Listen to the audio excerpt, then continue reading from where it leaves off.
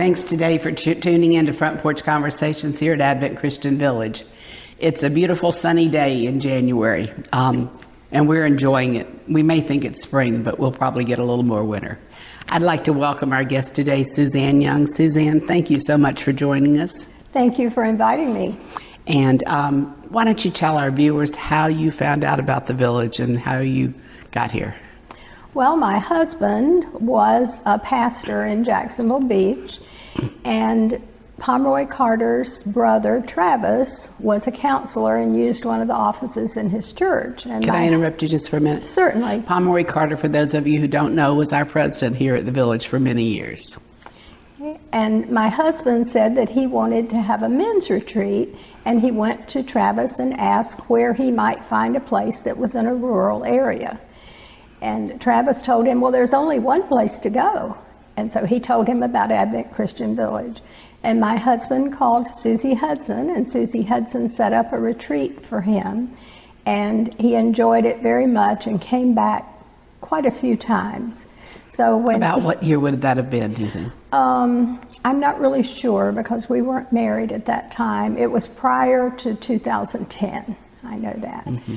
But then after we got married, he kept talking about Advent Christian Village. And one time we were coming home from my daughter's trying to chase a snowstorm. And we came down through Alabama, and I asked my husband, how far is that Advent Christian place from I-10? And he said about 20 miles. So he called and set up a tour for us. And of course, all the lights were on for the Christmas decorations and everything. And I fell in love with the place instantly. And we moved here 60 days later, which was 11 years ago. Well, I'm certainly glad David found it and you found it as well. Thank you, and I'm glad as well. I really enjoy being here. I feel blessed to be able to live here. And you do some things else right now here. You're working? Yes, I'm working. I work at the Village Lodge. I'm the office supervisor there and Doug Maybe's administrative assistant. And I'm also working part-time at the Dowling House desk. So retirement doesn't mean necessarily stopping work, right? No, it doesn't. I enjoy working very much. And you just have such a great way of greeting people. I know that they feel welcome the moment they walk in to see you. Thank you so much. You talked a little bit about your daughter. Would you tell us about her? Yes, I have just one child, and I have two granddaughters. And they live in northwestern Illinois, and I really miss them a lot. But it's too cold for me to go up there in the wintertime. And when you and David came, where did you first live? We first lived in the first house on Wildwood in Riverwoods. And then you have since recently relocated on campus. Yes, I've moved to Edgewood Terrace on Millsite Lane, and I like that very much also. And one thing they have in common is both houses have kind of woodsy backyards, don't they? Yes, they do, and I love sitting outside and enjoying nature. And to me, that's one of the beautiful parts about this village is there's so much natural environment. Right, absolutely. We have nice modern buildings, but they're laid out, everything is laid out so that almost everywhere you can see nature at work. Right. Mm-hmm. Suzanne, tell us where you were born and where you grew up. Well, I was born in Philadelphia, Pennsylvania, but I'm not a Yankee. I was actually born on a business trip. I came early, and so my parents had to live in a hotel in Philadelphia for 6 weeks before they were allowed to travel with me back to Wilmington, North Carolina. And then we lived in North Carolina until I was 8. And then at that time relocated to Jacksonville, where I spent the rest of my childhood. And I believe you went to school there and graduated from high school there? Yes, I graduated from Paxson High School, and David and I graduated in the same graduating class, and we actually met in 7th grade homeroom. And there's a lot of history in between that and now. Yes, there is. In high school, what were your favorite subjects? Well, I was in the band and in the orchestra. Of course, I loved music, but academic subjects were probably math and English. And what about college? I started to college at Jacksonville University on a music scholarship. My goal was to become a college marching band director. But in the 60s, that was not very realistic. And so I changed my major after my second year to psychology and sociology and graduated from Birmingham Southern College in Birmingham, Alabama. Well, I think we have several things in common. One is I believe you're an only child. Yes. As I am. Yes. Mm-hmm. And your parents, you went to Alabama by yourself, right? Right. Absolutely. Completely by myself. Mm-hmm. And what about college did you like best?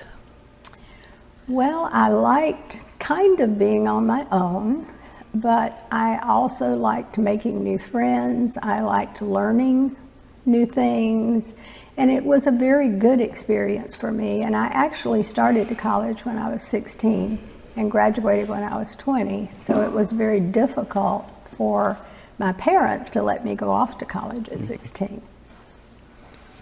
And after college, what was next? My first job was a counselor with the Youth Opportunity Center in Jacksonville. And I really did not enjoy that job very much. And at that time, there was a big teacher and principal strike in Duval County. And I think maybe throughout the state of Florida, but I'm sure in Duval County. I remember it was. Right. And so my high school Spanish teacher had been made an acting principal. And he called and asked if I would take a classroom at the school where he was acting principal. And I said, well, I wouldn't know what to do. I've never had any education classes. And he said, if you will come, I will help you. Well, I walked into that classroom scared to death. I didn't know what an attendance register was. I didn't know what lesson plans were, but he helped me, and that was in February. And by the time school was out in June, I was hooked. And so the county sent me to school in the evenings and in the summers to get my elementary education certification. And I stayed in education for 43 years. Sometimes we don't end up with the careers we thought we would, but that was a good change for you, wasn't it? It was. Mm-hmm. But you never left your love of music. No. And how has that played out in your life? Well, I love going to concerts. And back when I was in my first couple years of college, I actually played with the Jacksonville Symphony. And I played sometimes when the circus would come to town, you know, the little bands that they have for the circus. That's how I earned some of my money, was by playing in those. And I believe you told me that, like a lot of people, when they get here, they find out there are people living here that have been somewhere in their past before? Yes. And who was that? John and Marnie Owen. We actually played in the symphony at the same time, and we found that out after we had both moved here. And they live in Riverwoods? Yes. Mm-hmm. It is amazing how our paths keep crossing, isn't it? It really is. Tell us a little bit about your career in education, because it's fascinating to me. Well, I started out in elementary education, and I taught over the years grades K through 6. I was also a Title I reading specialist and a Title I math specialist. And I taught 17 years in Duval County. And then my family and I had moved to Clay County, and I decided I wanted to transfer to Clay County. And I interviewed with several schools, and it just didn't seem like the right fit for me. And so I was starting the new school year in Duval County, and I received a call from Clay County, and they asked if I could be there that afternoon for an interview. And they told me to come to the school board building. And I'm thinking, I've never been for an interview at the school board building before. You usually go to the school and interview with the principal. So I walked into an office, and the gentleman that was interviewing me asked me, if you walked into a classroom and there were 8 students there and none of them spoke English, what would you do? Well, I almost fell out of the chair. And so I said, well, I guess I would smile at him, because a smile is the same in most every language. And he said, you're hired. And I said, I'm hired for what? And he said, to start the ESOL program in Clay County. Would you tell our viewers what that means? English for Speakers of Other Languages. And I said, well, I didn't even know what that acronym was for. And I said, how would I do that? And he said, well, we'll send you around to get some training around the state. So they did that for about 2.5 months. And then I came back and developed the program for Clay County. And all of the children in elementary school who could not speak English were bused in to the school where I was. And that first year, it was a one-room schoolhouse. It was kindergarten through 6th grade students, all in my classroom. And I was not only teaching them English, but I also had to teach them math, science, social studies, everything else. It was a wonderful experience. And that program grew until the last year that I was there, which I was in that county teaching also 17 years. We had about 120 students, 4 teachers, and 4 teacher aides by the time I retired from the county. And that was another thing we have in common. I grew up in Clay County and went to school in Clay County. But you were on the different side of the desk than I was as a student. Okay.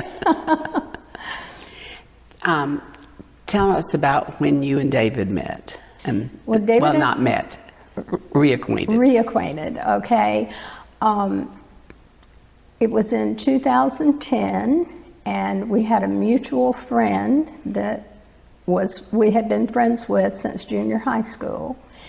And she contacted me and said she wondered if I would like to talk to David about some things that were going on in my life at that time. And I said, sure. So we started emailing back and forth, and that grew to phone conversations 5 or 6 hours a day. And 1.5 years later, we got married. And we were married for 10 years before he passed about 1.5 years ago. Well, it was wonderful seeing you all together. You looked like you had just been together forever. Thank you. I was very blessed. And I know when when you arrived, David began some ministry programs of his own here. Yes. Would you like to share a little bit about that? Yes. He and Ray Penny created prayer ministry programs and healing ministry programs. And then, unfortunately, he became sick to the point where he was not able to continue that. And Ray also was not able to continue in those programs. But I'm sure it benefited them and a lot of other people along the way. Right. Mm-hmm. When you were recently, in the last couple of years, you and your daughter took an interesting trip. Do you want to share with that? Yes, we did. We took a trip. We flew to Rome, and we took a cruise to Italy and Spain throughout both countries, and it was just amazing. And I really enjoy traveling a lot.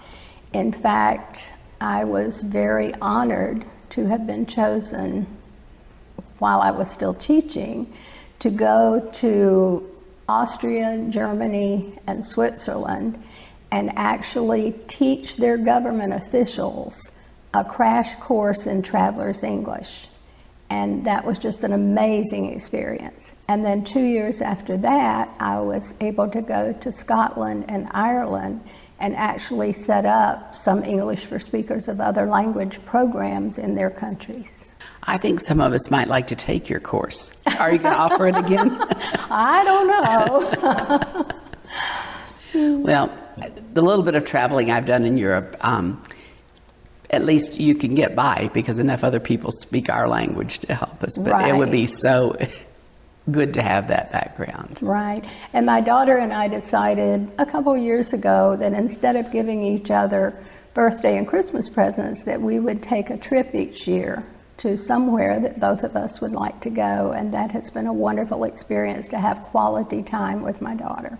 Do you have a trip planned coming up? No, we had one this last year to the... Suzanne, do you have have you and your daughter planned a trip? We don't have another one planned, but this last year we went to the Ozark Mountains for about a week, and that was a wonderful experience because I've been to a lot of mountains, but I'd never been to the Ozarks before.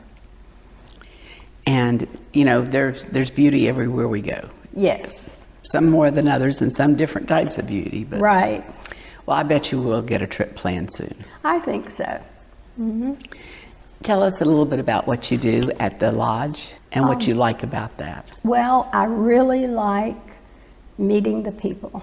I really like when the guests come in, and oftentimes I'm their first contact in the village.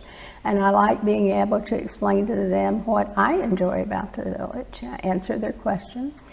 I take reservations if I'm working the front desk for both the lodge and the cottages and the camp.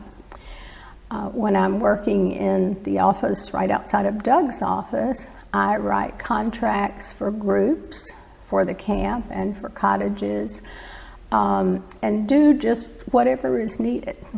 You referred to the lodge, and the lodge is in the kind of the center part of our campus. Mm-hmm. And how many rooms are there? There are 25 rooms. And they're all upstairs, and many of them have a great view of the Swanee River, don't they? Yes, they do. They're beautiful. I remember before I came to work here, coming to several retreats and conferences, and I always thought that's one of my favorite places to stay. One of my favorite things is the rocking chairs. Yes, absolutely. Where you can sit out and look at the river and just enjoy nature again. Suzanne, talk to us a little bit about the different people and reasons they come to the village and the activities some of them come for. Some of them come for conferences, some come for retreats, some for family reunions, some to visit family who may be in the nursing home or in Dossier, some just for a getaway, just a weekend getaway. And they seem to really enjoy their visits here.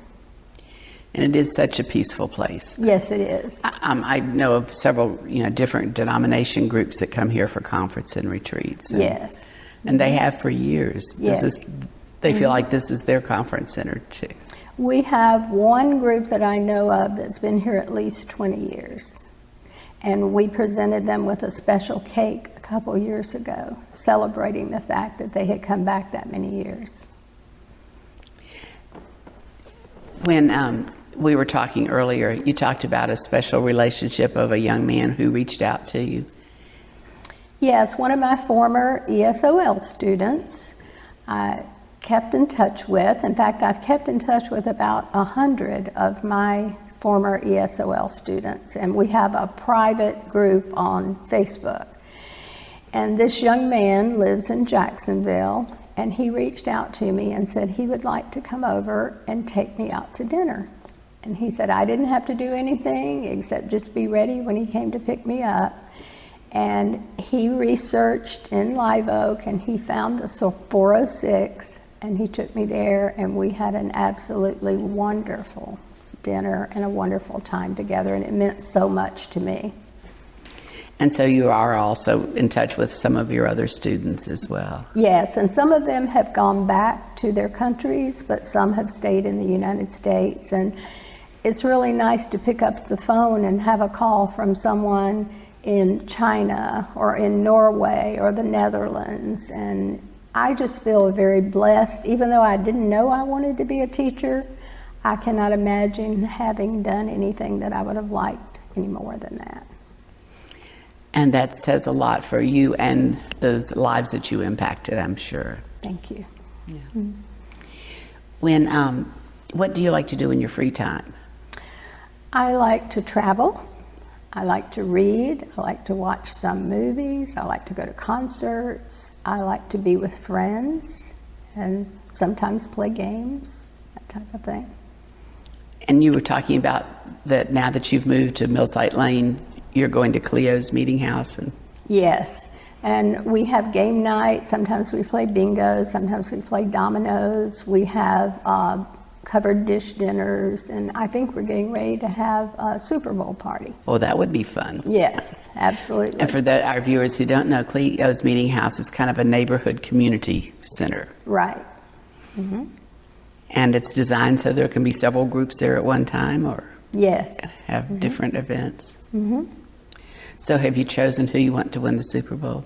Oh, I'm not for either one of the teams. Since the Jaguars lost, yeah, I'm a big Jaguars fan. And I am just proud of what they did this year. Yes, I am too. So if they can get that far after where they've been, it's time that they can move on, right? That's right. Next year's another year. I say that about my college team, but after 40 years, they're winning 2 national championships, and only one other one in my lifetime. So I'm glad to have witnessed at least 3. Well, I have, my oldest granddaughter is at the University of Kentucky, and so in addition to being a Florida State fan, I'm also now a University of Kentucky fan. And what is your granddaughter doing there? What is her interest? She's majoring in merchandising, apparel, and textiles with a double major in journalism. And she would like one day to be able to write for a fashion magazine. Well, it seems like there are enough specialties in that finding a job will not be difficult, hopefully. Right. And she hopes to be able to study abroad this summer, but she doesn't know if that will materialize or not. And what about your younger granddaughter? My younger granddaughter, who is almost 15, is an equestrian competitor. And she's been very successful. Does she have special events that she's particularly interested in? Yes, in fact, last year in March, she went to Ocala to the World Equestrian Center, and she was really looking forward to competing there, but there was some type of an equine flu that went through the horses, and so they had to close down the World Equestrian Center, and they actually had to compete at a lesser venue. So will she want to come back again or have the opportunity? I sure hope so. Or has it opened up again? It has opened back up, and I hope she'll be able to come again, because I was able to go down and see her compete, and that was very special to me. I bet. Suzanne, tell us a little bit about your faith journey. I actually lived with my grandparents from the time I was 2 until I was 5. And my grandmother in particular actually taught me about the Lord. And I cannot remember a time that I was not in church. I grew up in the Methodist church, and at another time in my life I was also in the Baptist church. But I accepted Jesus into my heart when I was 9 years old. And life has never been the same again. What advice would you give a young person today? Oh my. Put God first in your life. Believe in yourself. Take the word can't out of your vocabulary. And never ever settle for second best. That's a condensed book with lots of value. That's another thing I like to do is write. Have you ever been published? No. Mm-mm. Have you written for the Village Voices? Yes, I have. Okay, I thought you had. But, yes, I and have. that's a book for our viewers that is published. I think this is the 30th year we have had this book, and it features writings from different different members of the village, and artwork.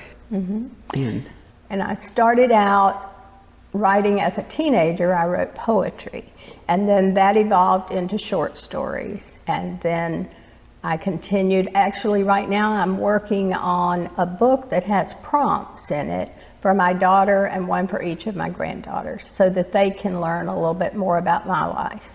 I think that's a wonderful project. I have one that I'm doing for my grandchildren as well.